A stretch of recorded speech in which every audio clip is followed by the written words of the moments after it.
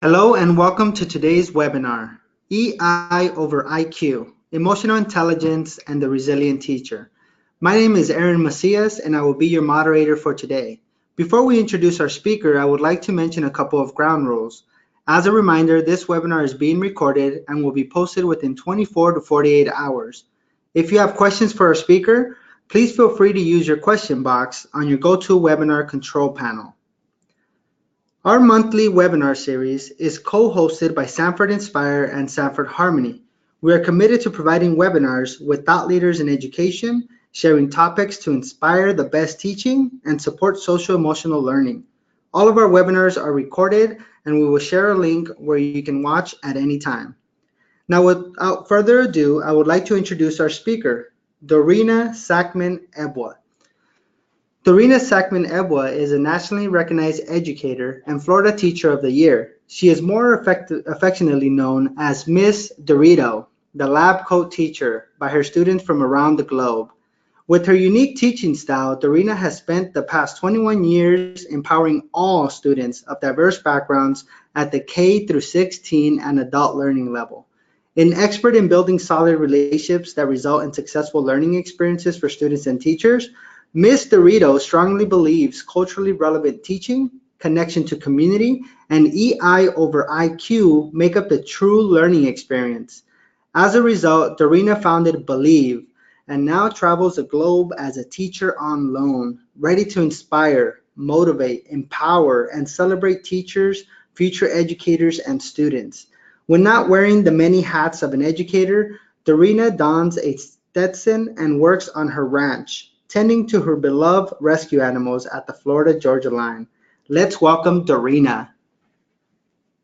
Hey everybody, how are you? I am super stoked to be doing this, and this is a wonderful opportunity for all of us to get a little bit of background knowledge and activate our schemata about what it means to be emotionally intelligent. Are you ready? Because I am ready for this. I am super excited. So without further ado, because we don't have that much time together, I would love to tell you what's going to happen in the next 45 minutes or so.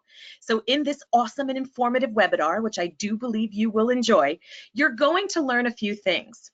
The first thing is, and I will read this particular slide just so that we can get that impact. Speaking of, how emotional intelligence, also I'll be using the word EI, impacts teachers, teaching, student learning, classroom, and school culture.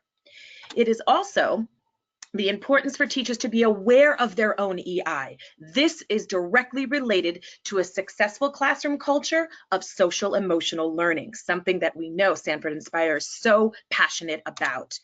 And then, of course, the relationship between teachers' EI and embedding that social emotional learning and giving you strategies in order for you to start that process. Because we do know that SEL should be embedded and not taught, and EI and being cognizant of one's EI can directly impact that as well. So without further ado, it is go time. Hoorah! Is everybody ready? Because I am. I got a messy bun, so let's have some fun. I got a double chin, so let's dive right in. Let's do this.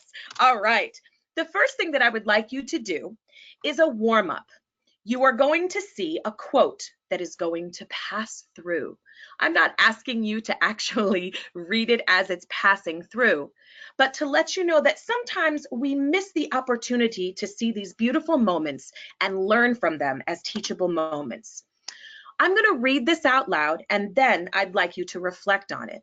When I was 5 years old, my mother always told me that happiness was the key to life.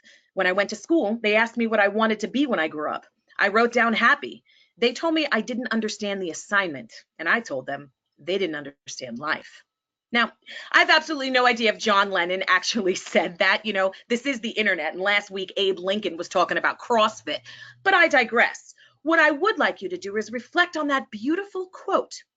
Read and reflect on this quote, and in your question box, write down a few words that come to mind when you read this quote. Go ahead, engage.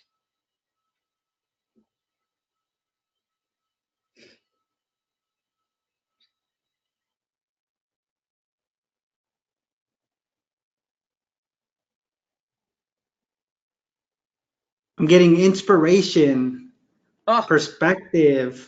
yes. Life is what we make it. Oh, bring it, bring In- it. Introspective. Oh, nice. Purpose, passion, pleasure. My mom always sang happy songs to me as a child. Now, I also would like you to do, if you don't mind, is that the impact of that teacher, what the teacher said, you're talking about the beautiful wisdom of that student, John Lennon. But what about the teacher's answer to that student? Reflect on that very quickly with a few words in there as well. What about what the teacher said to the student? Respond. We have somebody who said we should be hearing the answers that students give us. Preach, preach. Adults lose perspective.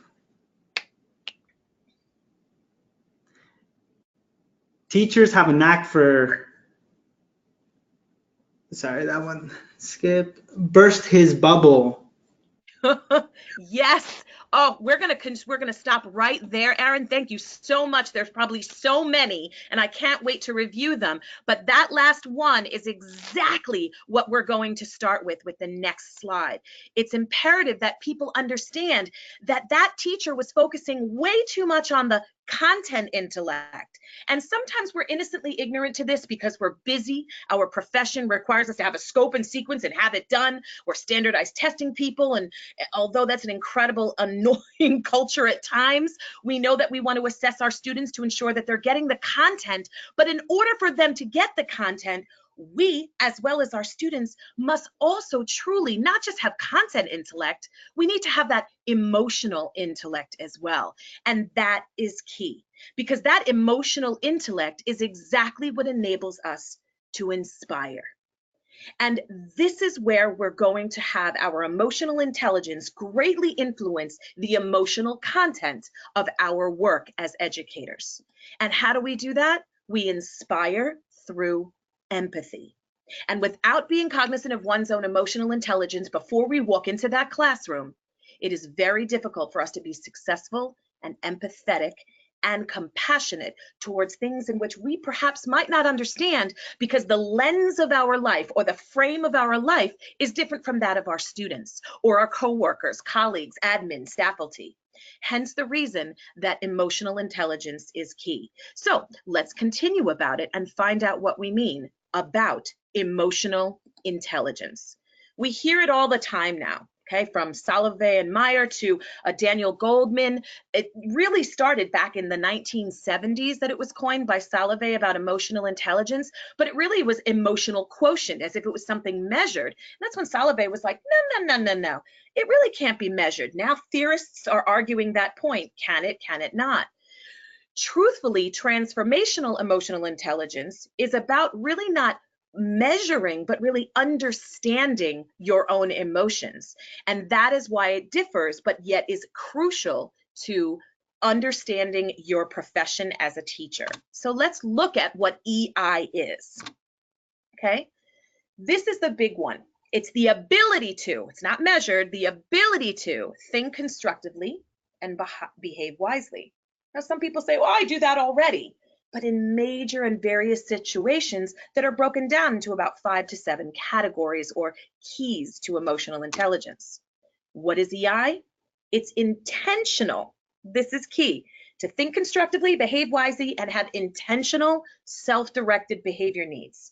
Okay, so the things that you do are intentional. There's a difference when you have preconceived ideologies for a result. No, we're talking about what you do is with great intention and reflection. That's different. And we want to make sure that when people think about their emotions, it's not just, well, I'm an emotional person and this is what I am. This is what we're going to talk about. Being reflective about our emotions in order for us to be successful teachers, not get burnt out, and be resilient like those rubber bands that we know, that we can bounce back immediately in times of stress in our profession. That always makes us facing the stress of it, of being a teacher, of wearing the many hats of the teacher. The next one, of course, the ability to, we really need to focus on that again, how you regulate and express your emotions. And this is something that I have been transformed. I think you can hear I have a little bit of a Joey Bag of Donuts kind of accent every once in a while. I am from New York. I am from the North, and I now live in the South. And it was very difficult for me to understand that my expression of emotions culturally was something I needed to work on because people were not understanding me and I was getting frustrated. But if it wasn't for EI, weren't for EI and really reflecting and thinking constructively and behaving in a way that I said, wait a second, I understand now. I know what I need to do in order for people to reach people and to be a lot more empathetic towards perhaps a culture or a group of people or a new group of people that in the past I might not have said. I might have used my old tough world culture. All right, this is how I am. This is how I am. This is how I feel. This is what I do. This is how I act. This is all right, let's go. Let's get things done. Let's get things done. Where in the South, perhaps it's not like that. Now, I'm not just talking about cultural. I'm talking about emotionally as well, but it is a great impact, the cultural aspect, which we're going to get to in just a moment. And that is the whys that you have to think and the regulation you have to think about. And of course, the cognitive and emotional mind. There are two parts. People say two parts of your brain. It's actually here and here. You got your neocortex right here, where you have your limbic system, where it has the emotion and the feelings of trust and everything is in there, back in there in the limbic system. And then you have to transfer that information through neurotransmitters and neurons and all that, and it comes out through right here, your frontal lobe and your neocortex. And those two, they harmonize when you understand that both of them have to work together for effective behavior of working with students and staff. So that is a little rundown of what EI is and transformational EI. So let's get to the real meat and potatoes of it, shall we? So this is the big one. So like I said, it's a breakdown. And if you want to say that emotional intelligence is almost like gears in your mind and soul and body and heart and well-being and makeup and environment, that's what that is. So we'll first talk about the first one, which is the value of two minds. We talked about the emotional and cognitive, that neocortex and that prefrontal lobe and that limbic system, right? And there's many others. The brain is just an amazing thing. On top of that, we also have the developing of an emotionally healthy mind. This is the key thing. You have to develop your emotional intelligence. It is a process, not a product, just like writing, as teachers know. It is a process throughout your life, hence the term transformational emotional intelligence, and why I believe that out of all the other EI books and gurus and people, why TI is so important for teachers. TEI is important for teachers, because it is something that can process that you do over for yourself over time, and it is a process that also can be then brought to the house, to your workplace, to your interaction in the middle of Walmart, however it is, or Target, or Starbucks, wherever you go, Hobby Lobby, wherever you go. And you can see that it actually starts transforming how you interact and see the world. And we know we need a lot more emotional intelligence in this world. So understanding that we are going to develop it as if we're working our emotional workout. It's like we have to go to the gym for our muscles. We have to use our minds. So we do puzzles and we think and we engage intellectual conversations. Well, we also have to develop our emotional and healthy mind as well. So the next part is interpersonal, and that's a really big one because interpersonal really discusses something that I thought would be the big part about, not intra, that's within, but the interpersonal skills that we're talking about are really, it's a toughie for me. I'm sorry, I get really emotional about this one because it is the biggest part of my emotional intelligence assessment, which is assertion. And assertion basically is talking about clear and honest communication, which can be misconstrued in the teaching profession as aggression or someone who's demanding. Assertion is a quality of leadership and a quality of interpersonal skills.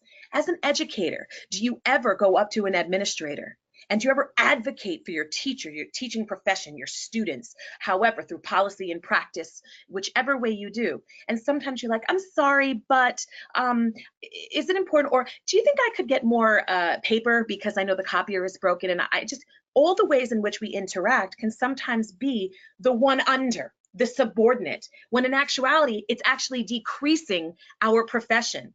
Assertion increases the advocacy for our profession. There's a difference between aggression and assertion. And assertion is just saying, hey, I know what I want. And sometimes people who lack emotional intelligence might not know the difference between the two, but it's up to you to inform them. Assertion is, I know what I want. This is why. This is your ROI, your return on your investment. This is what I think is important. Okay. And saying it in that way, I had such a hard time with that difference. And now I understand, because I was always so passive aggressive about things. But assertion has increased my ability to get more respect in my profession, to actually, my husband even knows where I'm standing, where I feel about certain things. This transformative emotional intelligence and the impact on your interpersonal skills using the value of assertion is so key when it comes to teaching. Without that assertion, sometimes we feel, oh, I'm burnt out. You get burnt out quicker because you just allow all these things to just fall on your shoulders without standing up and backing up when you stand up. I just got really excited about that one. The next one as well is let me just go back with your interpersonal, which we talked about, your leadership.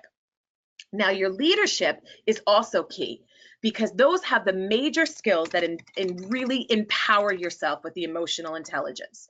And what we talk about with those leadership is that there's things like empathy in leadership. And a lot of people don't see it that way. But social awareness, okay? How you would choose, basically, how you choose appropriate emotional, social, and almost even physical distance between your verbal and nonverbal interactions between staff and students. That's a huge part of leadership skills. Your empathy, to understand people and from the values, because not everybody has the same values, contrary to what people think, that there's a generalization of what defines a value, but understanding the behaviors and needs of others and perhaps their values that might differ from yours, and being empathetic and compassionate towards that. Another one is decision making. Plan, implement, formulate, initiate, do all of that. The decision making part is a leadership.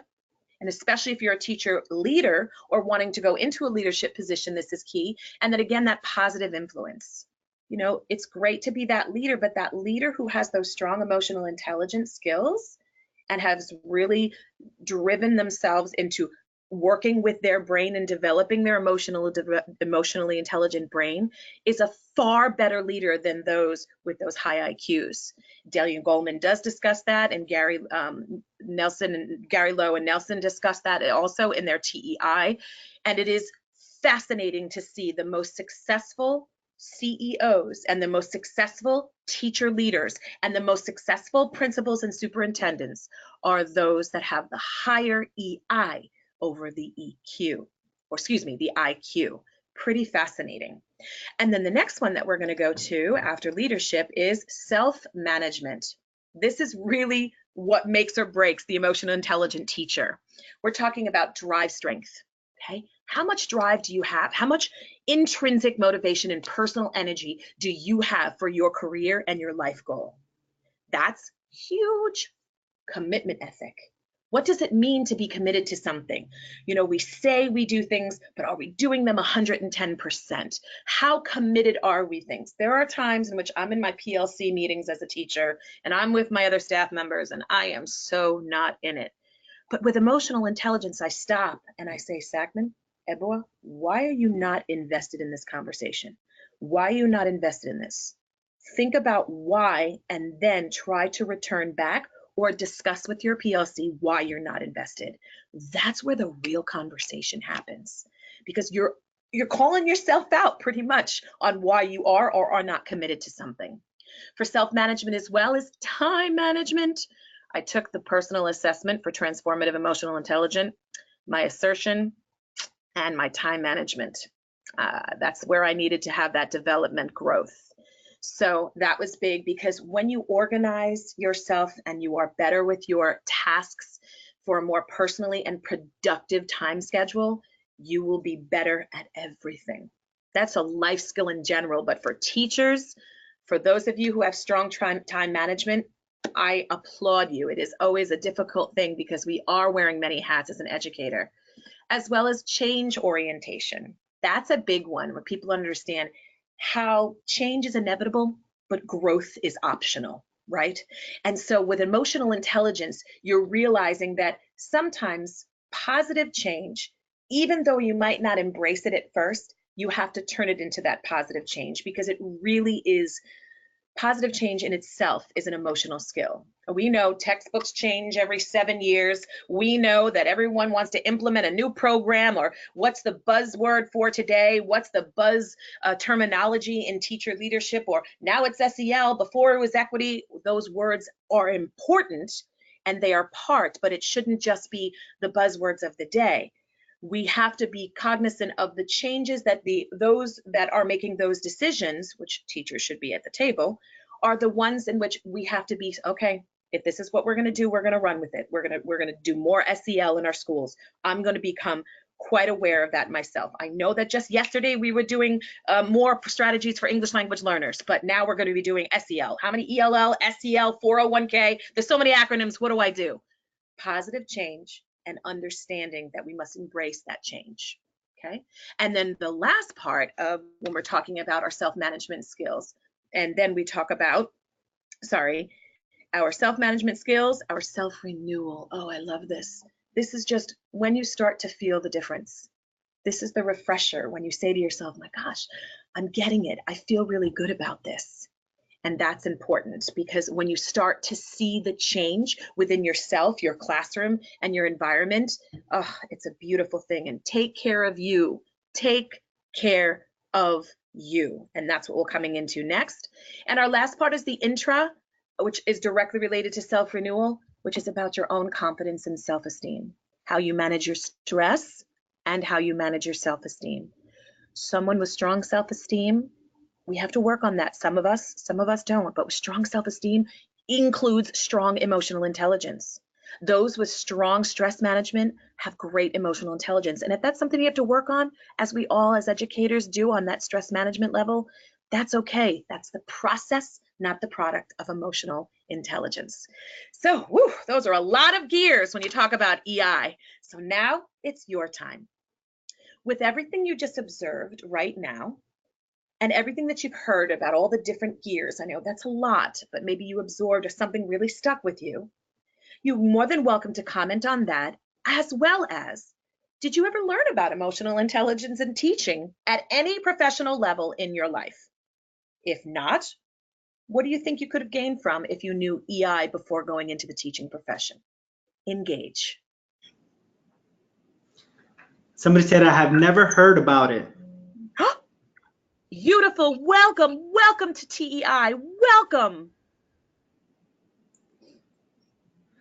I am a school counselor, so yes, I have heard of it. Great. Please inform your teachers about the importance of EI and get that PD going in that school. Advocate for the EI counselor. Great job. Environment conferences have lots of information about emotional intelligence. Some people have heard, yes. Oh, wow, okay. And then some people have heard about it, but via personal findings. Mm-hmm. And those personal findings is great, because that means that you can engage that personal finding and work on that yourself, your development of your emotional intelligence, and transfer that into your classroom. Somebody said, I have never heard of EI formally. However, they understand that there's burnout because of the lack of EI sometimes. Beautifully said. That's that for, oh, wonderful. Oh, take that back to your district, your school. Beautiful, wonderful. Thank you for saying that. There's a lot of definitely have heard about it, but not in a formal way, not in a formal training, but they believe would make them more effective educators. Wonderful. And that is what this whole webinar is about, the exposure and just the 101 of EI. And I promise you, from a 21-year teacher, had I known this earlier, I think I would have been a lot better. And a couple of times where I wasn't coming back, friends. And we know that because teacher attrition is increasing. And between the years 1 and 5, 48% of teachers around about in our school districts all around the country are bailing. And why? Because they're not prepared. Are they or are they not? We want to make sure that they're emotionally prepared for all the hats we wear besides the content, right? They want the emotional intellect, not just the content intellect. And that's what we're going to go to next. Okay. We talked about this, about what would you do if you had this before, like pre-service teachers.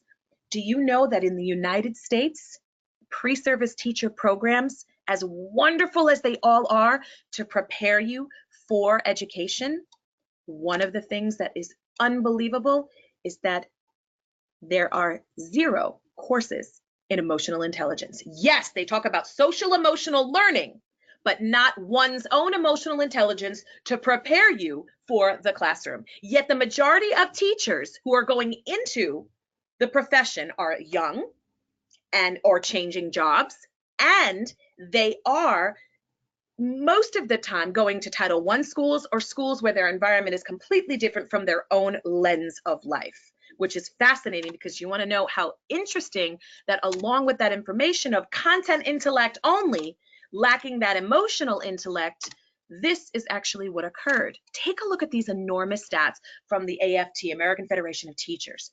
In 2015, 34% of teachers believed that they needed some sort of mental health, right? Assistance with mental health. They said, yeah, I think mental health, emotional intelligence is directly related to one's own mental health. Just like I said, you're working out your emotions. 34% in 2015.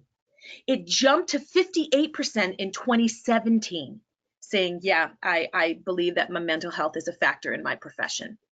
What? Imagine if we all had that TEI going into our profession and maintaining it with our professional development so that we all can deal with that stress management, the interpersonal, the leadership, all those skills, and understanding those 2 sides or that the 2 parts of our minds. And take a look at this further with the National Institute of Mental Health.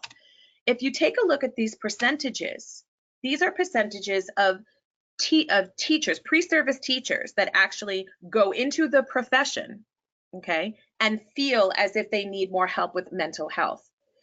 And mental health is a large spectrum, but we're just giving you a little point. If you can see ages 18 to 25, female, which is statistically who enters the profession, the younger grades. Now, I'm a middle school person and I love my middle school people. I know I'm crazy and that's wonderful. I love it because I love my middle school babies from 11 to 13. It's one of the most precarious and amazing times of year for the development of a child's brain.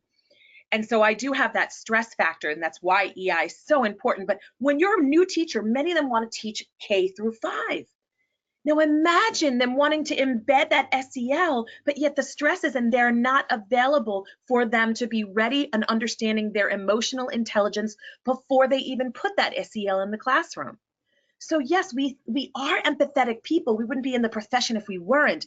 But how we are managing all that, because it is true, you can be all the way up here with empathy, too much empathy. And you know what too much empathy does? It adds coddling to our kids. There's 2 types of TLC. There's tender loving care and tough love culture. And too often when you go along the spectrum of too much empathy, right? What happens? Oh, poor babies. This is what happens. So sometimes being overly empathetic can lead to it being extremely sensitive, not being able to manage your own emotions and stress because you're feeling so much for others. You know, when they have talk about empaths.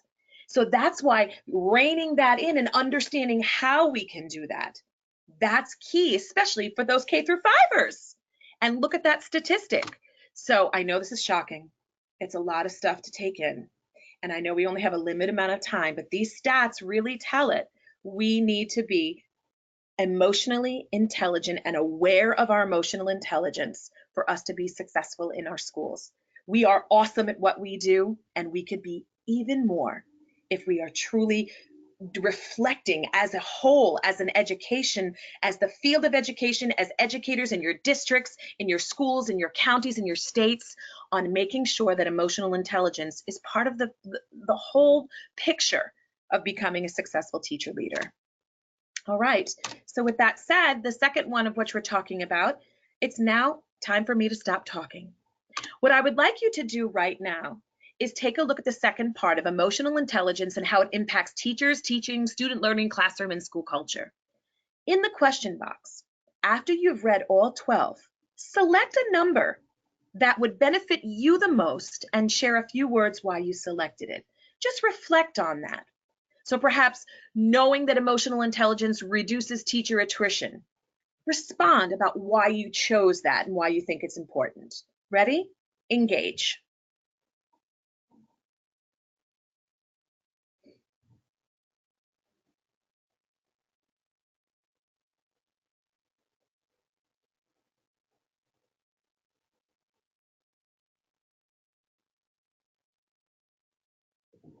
Number 3, that's what our organization's mission and charge revolves around as a nonprofit.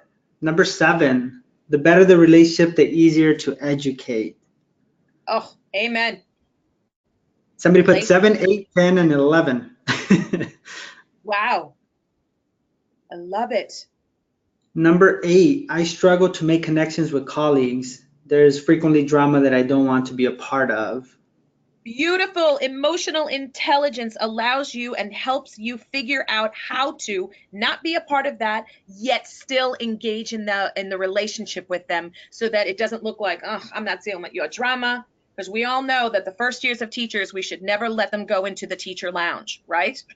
Be friends with the custodians and do not go into the teacher lounge first year. But we have to understand that with emotional intelligence, we'll know how to interact in a way that you can connect with your colleagues without having to deal with that drama. Bravo, great statement. 9, increases communication. Yes. Yes. The biggest one I would say for me as a teacher, how I grew was me, I call them the ROIs, the return on the investment, when talking to my administration about why I felt I needed easy English news for my English language learners in high school. Because now I am a teacher on loan, so I go to different districts and see and assess what I feel the teachers need. In order for me to have that, it's just not me going, this is what they need. I have to interact with that administrator to convince them that the return on their investment of investing in this particular newspaper for English language learners will do A, B, C, and D. It has taught me to research my answers, not just base my answers on emotion. It has taught me to discuss and be assertive. I love it. I love number 8. I love it. I love it. And number 9, yes. We have number 1, creates the inclusive classroom. Yes, everybody, all children. Every child, I don't use those labels of ESC, ELL, SLD, any of those. All, that's my acronym. Academic language learners. All children are academic language learners. So all babies. If you have that emotional intelligence, you will have that empathy, as you can see from the side. Empathy means in feeling. So you're feeling for one other, without having too much, as we talked about, so that we can make sure that that child that perhaps might have a cognitive challenge, we're not going to say, oh, just let him be socially put together and gone to the next level. No, we're going to push them and make sure that we differentiate instruction based on what that student can do and push it just one up and make that student and empower that student. That's what that beautiful balance of empathy along with that assertion allows us. We're creating these beautiful empathetic children and brilliant kids at their level and beyond. Great stuff. We have tons of answers coming in. We have number 7, working with substitute teachers. This is one of the biggest challenges that they struggle with, especially in regard to EI. And imagine if actually there was training for substitute teachers and para-educators. Para meaning beside, not under. And it should be a para-educator for a substitute as well, that they actually have emotional intelligence training and emotional intelligence training for us on how we deal with our para-educators. Excellent observation. Wow. We have number 11, we need to model social emotional understandings for each other and the children. You're my favorite person today. Yes. By being in touch and cognizant of one's EI, by having a district, a school, a county, a state actually have not just the SEL. You need to have SEL in your classroom and I need to see it. Okay. How does that look in the classroom if we don't have it in the staff, at our meetings, with the environment? If we're not a lattice of education and a ladder, a top down of hierarchies, and rather a lattice of leadership, then how are we actually going to model something if it doesn't exist in our own school environment? Bravo, bellissima, beautiful. To go along with that, you have a number 2, creating healthy relationships and environments for all involved. Yes. Ugh. We could go on just this slide on itself with all of us talking. I wish we were all there in person. I wish I saw your faces. Thank you so much for your engagement. This is incredible. And this is really something you want to bring back to your districts to get the conversation going like you are right now. This is wonderful. So we will go to the next slide just because of the interest of time, but I could spend all day with y'all, but you know, we're on a scope and sequence. Teachers have a plan, and some of you are, it's at the end of the year already. Can you believe it? Oh my gosh. So let's go to the next slide and see. Here's just a little brain break for you.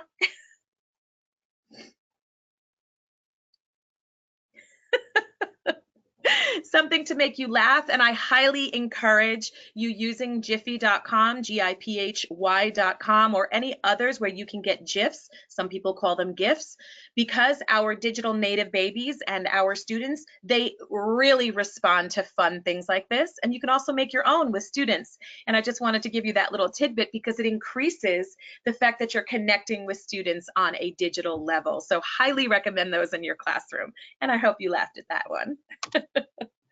Okay, moving on to the next one, the importance for teachers to be aware of their own EI. So this is where, if you are interested, at the end of our slides, there is going to be an opportunity for you to email an amazing individual who developed an ESAP, which is an actual scale for emotional intelligence for teachers. And you could take this test and they would analyze it for you to see where it is in your journey of emotional intelligence. And before you even do that, here's where you would actually learn about it. You would explore, you would self-assess and really understand, what does it mean to be emotionally intelligent? Then you would take the assessment and you would identify and have some self-awareness, like I was talking about, how I was off the charts on empathy, but really low on assertion. And it was strange because yet I was strong on aggression. So I had to balance all of these, and my time management was off the wall. So these are all the things that I started to learn and got better. And it changes as you change. It changes with your experiences, right? There's certain personal things that have happened, some professional things that happen that will test your emotional intelligence. And maybe that beautiful test is where then you would take an assessment again. I usually take my assessments every year for the school year for me to be honest with myself and see how I've really transformed each category, if you will. And it just makes you a better person. And it's almost like an emotional diary. The third one is to understand. That's when you start teaching and learning about emotional intelligence, and also getting that mentor or working, doing a book club, a book study, because it is a personal journey. No one can tell you any. Yes, you can get mentoring and coaching, kind of like what we're doing right now in this webinar, but it is a personal journey for yourself. That it's almost like when you make that decision for yourself to lose weight, and then all of a sudden you start seeing it, and it's not for fitting into a dress, or it's not to fitting into a suit or a belt or whatever it is. It's simply because you did it for yourself. That's what this is, that true self-development. And then of course applying it in the classrooms, applying it in the real world. And how you apply it is also how you model it, and students can be aware of this. And if you're a high school teacher, I think this should be a course.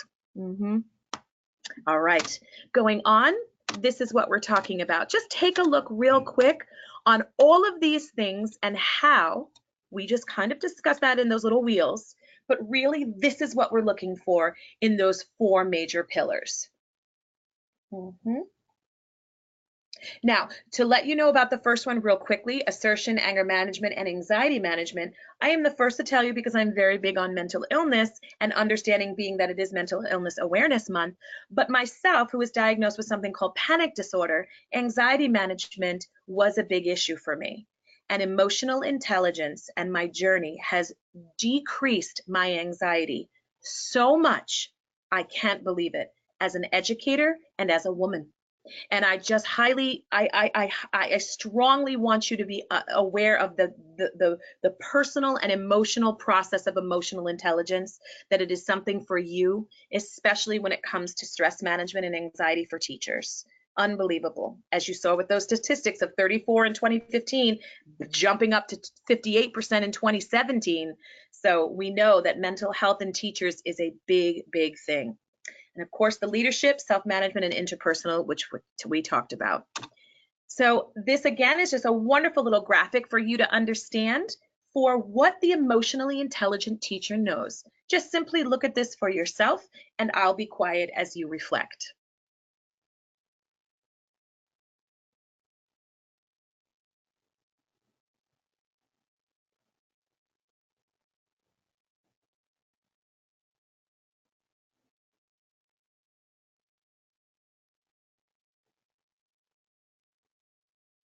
Please feel free, if you have a comment at any time, anything, even if it's a heart, anything where you perhaps are connecting to something or just have a comment, feel free to write that in the question box or chat box right now, just to see that you're connecting to the content.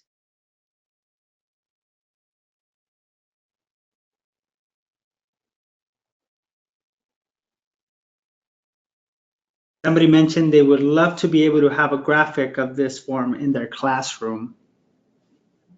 Well, I made this graphic all by myself, so you are more than welcome to it. My email is at the end, and you also have this amazing webinar. But if you would like this graphic, I have my email, and I'll be happy to give it to you, because if this starts, and I'll make it editable for you so that you can actually interact with it and make it the terminology that you wish, whether it's academic or social language, so that your students and your staff can benefit from that.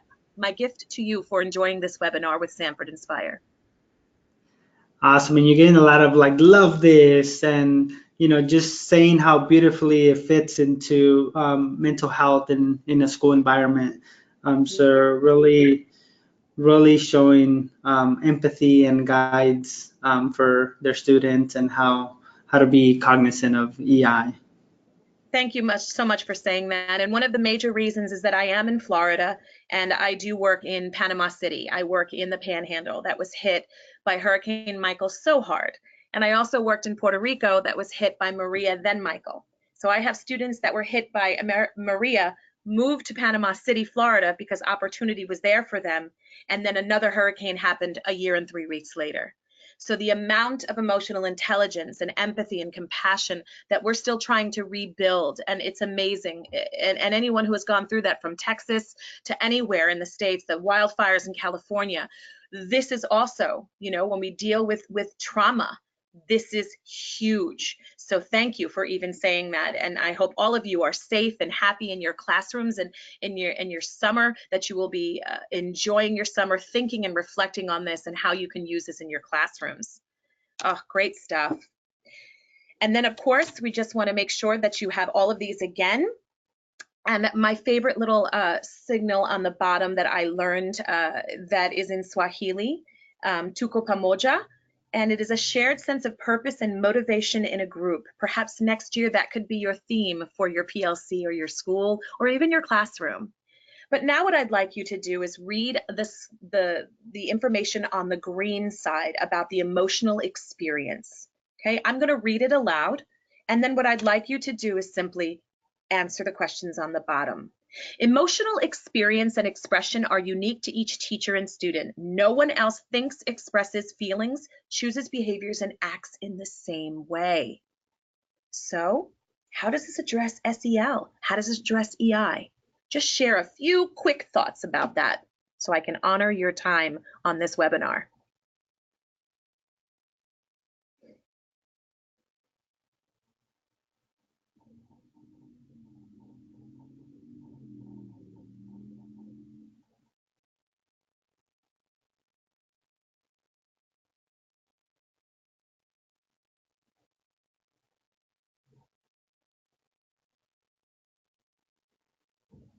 Give us self-awareness.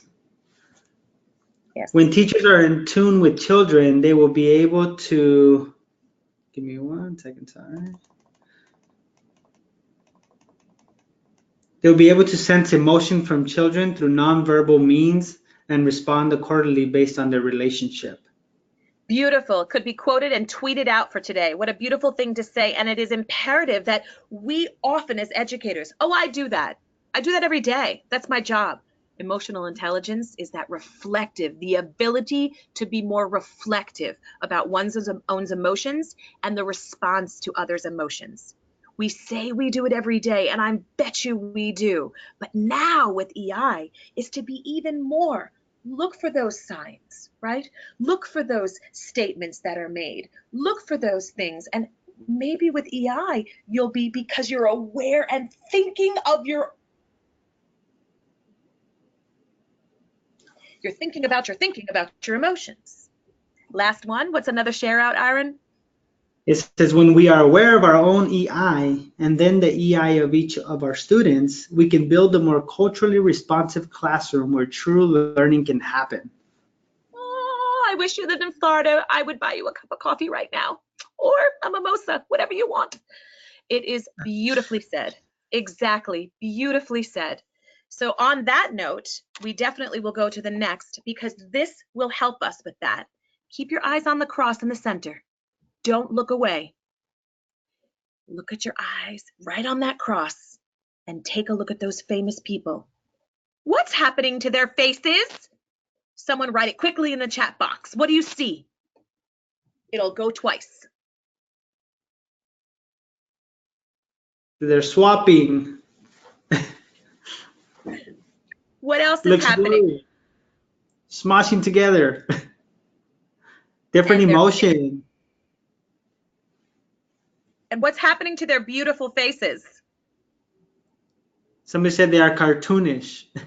Yes, that is called flash face distortion effect. And it was actually discovered by an 11th grader. And what happens is if you stare at one spot specifically and you just look there, the obvious things that are larger, maybe their faces, their eyes are a little bit bigger, well, it becomes exaggerated. Their jaws are wider. It becomes exaggerated, cartoon-like, which is a perfect analogy and a wonderful thing about my coffee mate friend who just said about the culturally responsive teaching. If we only look like the donkeys going up in Peru, right? When you take a trail and they have blinders on so they can't see and go any other place but this way, yes, they're focused on going from point A to point B. But if we do that as teachers, as educators, as people, as just humans, we are only seeing this. We are not seeing in our peripheral vision of the beauty of other ideologies, thoughts, emotions, and perspectives. So our frame becomes just here. So this is a wonderful way and a symbol of saying, expand your thoughts through emotional intelligence, and you will have a much more culturally responsive classroom. Beautifully done. Wonderful, wonderful. The last part, because I know I want to honor your time and have it a little bit open for Q&A, is the relationship between teachers' emotional intelligence and SEL. We've been talking about that, but I really want you to look at this graph right here and these cute, adorable little kids. In the center of this, we kind of want to use the analogy of a piano, if you will. There are different shades that you can see on that piano. What is hardwired, as science and neuroscience has told us, when children are born, and preschool teachers, if you're listening, you know about this as well. We are hardwired for sadness, joy, disgust, anger, surprise, and fear. That automatically happens. Noam Chomsky talks about the black box of grammar, and that we're biologically predisposed. His theory is that we already know our embedded grammar regardless of language. Well, we also have hardwired or embedded emotion, like the ones in the middle. What is taught? Look on the sides. Imagine. So of course, we have to embed social emotional learning through our play, through our education, through our content. But in order to do so, we need to have our own EI to be aware of the fact that these things have to be taught. And when they are taught, how are they taught that honors the values of all? And this is key in our American education system. And I know we wear so many hats, but this beautiful relationship of knowing our EI and growing our EI, again, a process, not a product, it will get us so much stronger when it comes to SEL in our classrooms. And we know SEL is not just how our emotions are and how we feel for our children, and how do you feel about that. It's also how we embed the SEL experience into content and having those courageous conversations with children. We all know that Fred Rogers did a beautiful job in that. And if you have an opportunity to watch the documentary, Won't You Be My Neighbor, I believe it's called, it is a beautiful thing that shows how long ago social emotional learning was done that way, because they had courageous conversations on tough topics. That creates the emotionally intelligent child. So this is important. Again, if you are interested and you are K through 5, empatico.org, you know the people who made those delicious Kind bars? They have something called Empatico, and they pilot an entire program where you can talk to people from around the world and discuss differences and similarities and connect through empathy with empatico.org. Cassell.org, of course, know that Harmony is a CASEL Select program. Whoop, whoop, little shout out. And CASEL.org is your go-to for SEL for your districts. And it's, of course, this is my favorite. Without knowledge of one's own SEL becomes simply a course or a behavioral situation or a separate lesson. And that's something I'm strongly making a statement on. That's my statement, because it must be embedded. So yes, may we all dance like these little lovies right here. How cute is this? Don't forget, EI over IQ, yes, but we must have our IQ in order for our EI to happen. So we must be intelligent human beings, those two minds, remember, the cognitive and emotional, in order for EI to be balanced and our lives to be well balanced. So don't forget, we need one with the other, but right now the importance is the EI, because that will get our IQ even more. So here is our warm down. Do you remember this slide? Well, what we'd like to know is that after all of what we've absorbed with EI, one or two words that can make you think, has something changed since seeing this quote? And what would you have done if you were the teacher or the student? What would you have done differently if you were that teacher? Anything where you can respond, perhaps that you can grow from this emotional intelligence time together.